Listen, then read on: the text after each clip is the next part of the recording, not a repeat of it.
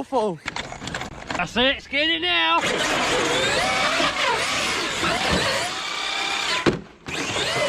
Oh no, look. There's a diff in there, look. So in this video, we're going to fix it, spruce it all up a little bit, paint up a new body for it, and then take it out for a rip. We've also got these new lipos here from Banggood that we're going to try out. Oh no, just found more damage. But no big deal, we have spares. Oh look, down here, there's more stuff we got to fix.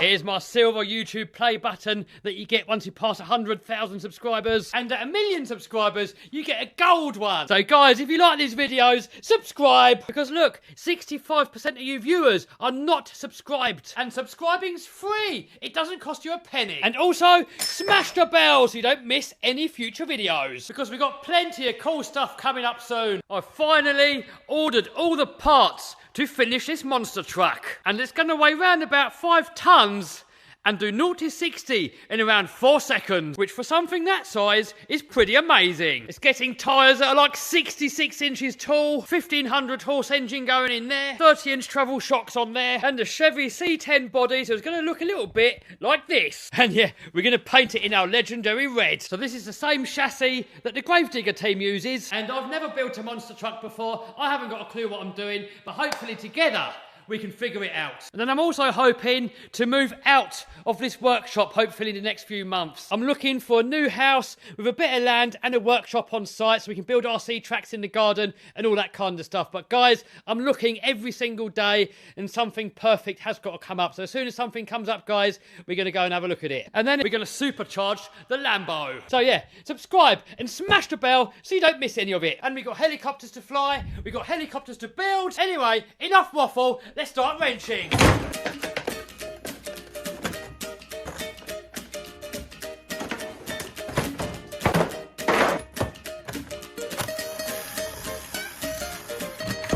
Oh dear, look at that damage. Oh no, that one's rounded off in there, look. No.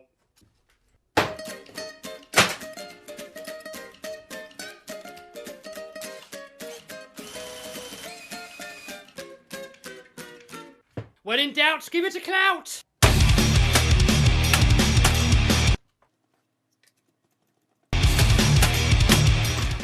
Whew. Look at that, guys, so far. That centre drive shaft is still perfectly straight. This has got to be one of my favourite X-Maxx modifications. Guys, if you want to know where we can get all the upgrades from on this car and where you can get the car from, there's going to be a link to all of that down below. So for now, we can put this to one side and we can now focus on this lot. Oh, what? I was hoping for this reaction.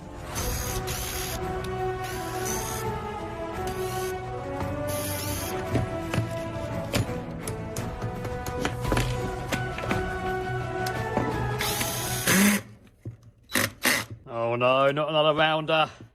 Oh yes, we got it.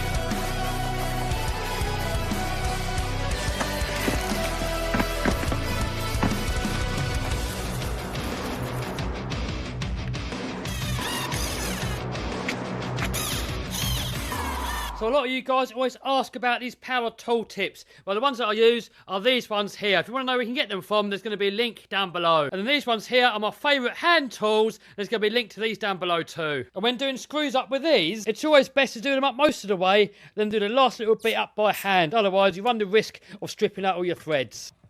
Beautiful. I see a lot of people on the internet often ask about this little bit of play that you have on the spur gear. It really doesn't matter, guys. It doesn't affect it at all. So a few of you guys, in a couple of videos ago, you said that my X-Maxx doesn't seem to be as fast as it used to be. So there's a couple of reasons for that. One of them is that I put on a smaller pinion gear. I did run this on a 19 tooth at one point, and in the summer, it does get a little bit too hot, so I geared it down. Also, I was running it on these Power Hobby wheels here, and the stock one's a little bit smaller. So, because I ran it again on the stock tyres, that slowed the truck down a little bit. So we're going to chuck on the 19-tooth pinion again, and hopefully it's going to wake it up and make it a little bit faster. Now, it's worth noting, guys, a lot of you guys ask me what gearing I run. I normally run in between a 17, an 18, and a 19-tooth pinion, and a 50-tooth spur gear. But I'm running a 1600 kV motor out of a 6S X-Maxx and running it on 8S because the 1600 kV gives it a little bit more RPM and a little bit more top speed. If you run this gearing on a stock X-Maxx 8S motor, it's going to be a little bit on the slow side. So we're going to be running this on a 1950, so we need to put the pin into slot C.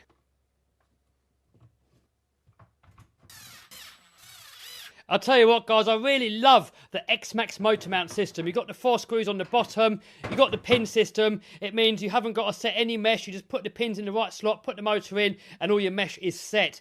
Also, if you look at the X-Maxx motors, they're supported on both ends. And the good thing with that is that when you're doing jumps and you're landing really big air and the motor is slamming down onto the floor, it's supported on both sides. A lot of the other cars that the motor's only supported on one end, you end up ripping the motor off, the motor smashing into the chassis, bending the motor, destroying the motor, and causing a whole load of other problems. This is the best motor mount that I've ever seen in an RC car. And I didn't put it in properly, so we've got to take it out again.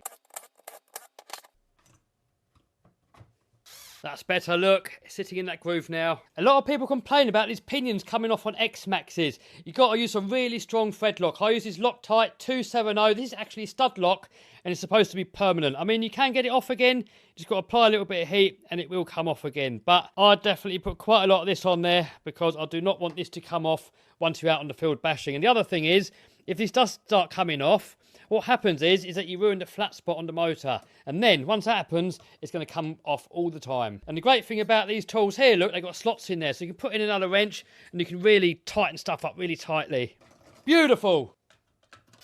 And the good thing with these X-Maxxes, guys, is that all the parts that are most likely to break are really cheap. Next, we can put the diff back in, and I like to use this waterproof marine grease. And the idea of that is that if water gets in there, the water doesn't really mix in with the grease as much as normal grease would.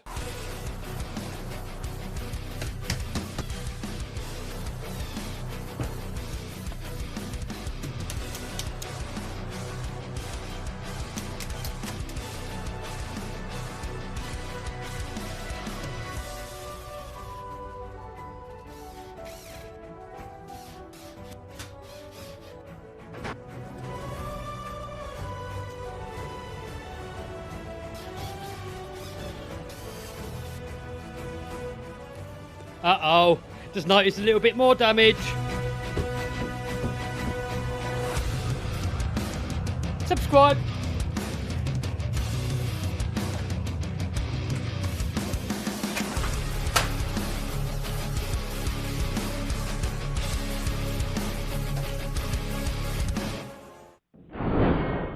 Uh-oh, got a bent shock shaft in that one.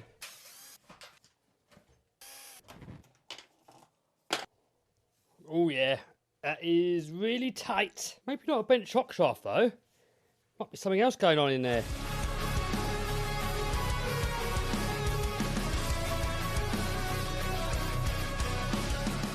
So the shock shaft looks perfect, so I can only assume that either the body's bent or something's up with the piston.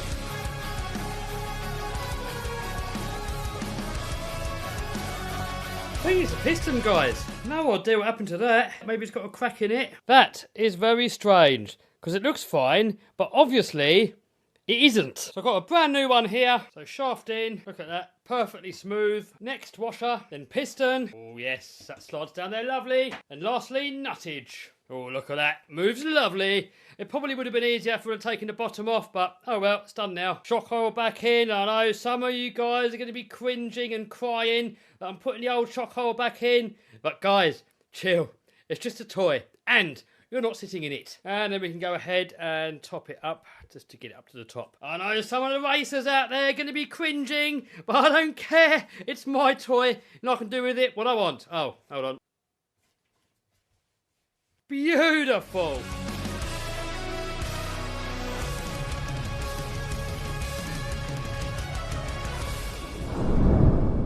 Beautiful.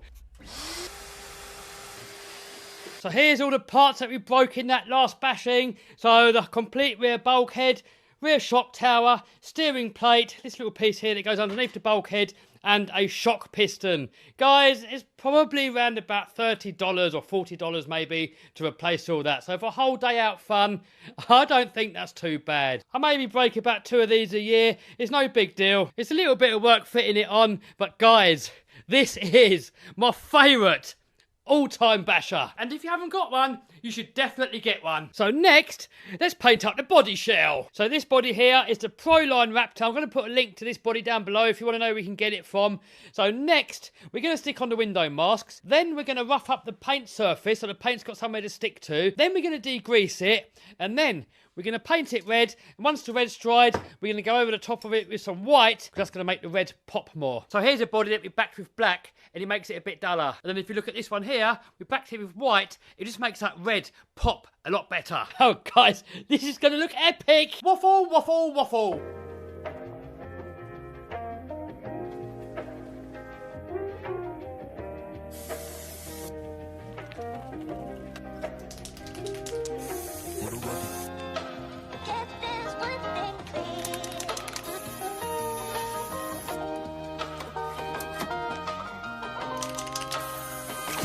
So it's going to look a lot shinier. It's got this plastic film on there and we've got to peel that off, but we're going to do that last. So next, we're going to stick on some drywall tape and some shoe goo to the inside of the body shell. And what that does is makes the body last probably about 10 times longer. I've done it to that. Anyway, let's get it on and then you'll see.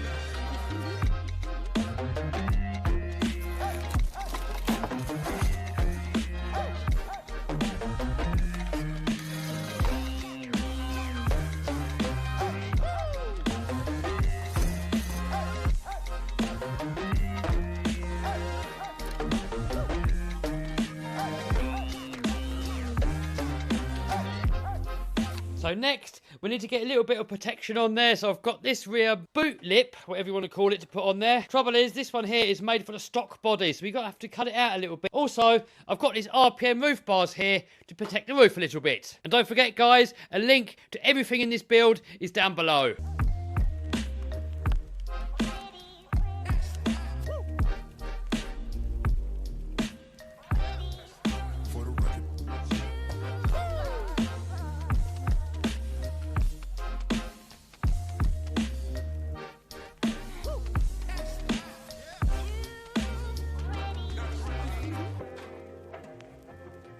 Check it out, guys. That looks absolutely epic.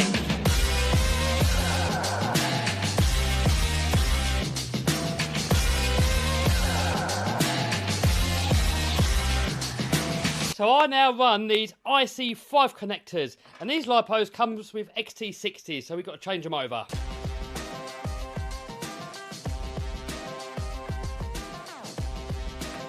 And then this plastic part here has got a habit of breaking when you're landing hard jumps sometimes. So we're just going to put a bit of heat shrink over the top of that. And hopefully that is going to protect it.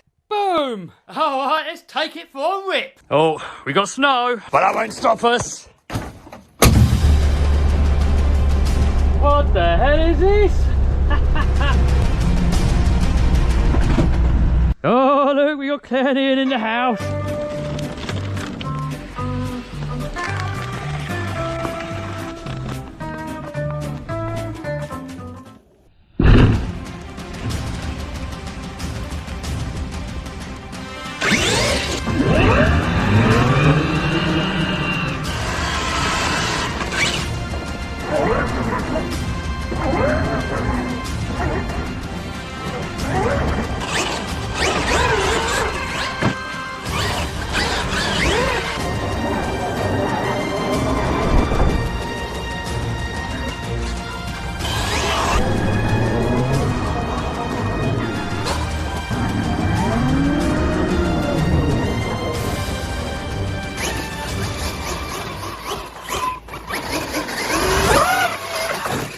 Claire's got a Mini-Maxx on the go.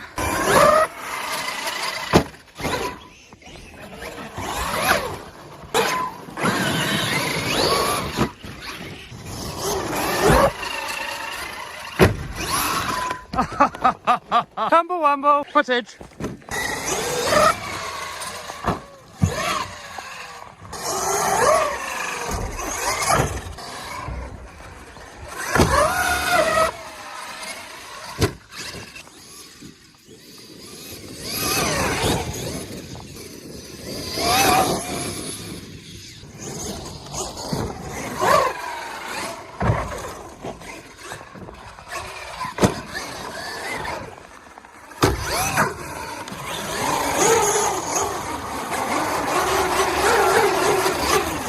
Oh, in the face!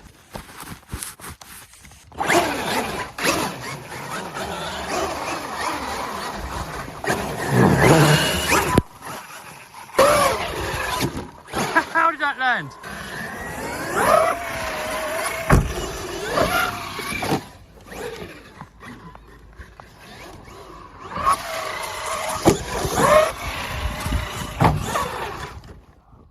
Ah.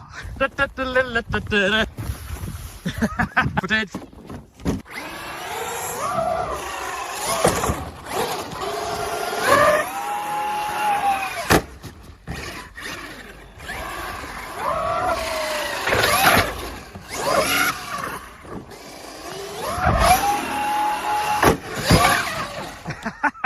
Here's all Ian's toys, look. Got his Creighton, his Savage. Yep. Mini-Maxx. And Backup basher when this one breaks. where's the X-Maxx? That's at home. Oh no, my new body. Oh look. Guys, I didn't fully shoe goo it. I ran out of shoe goo and didn't actually do it around all. Oh no.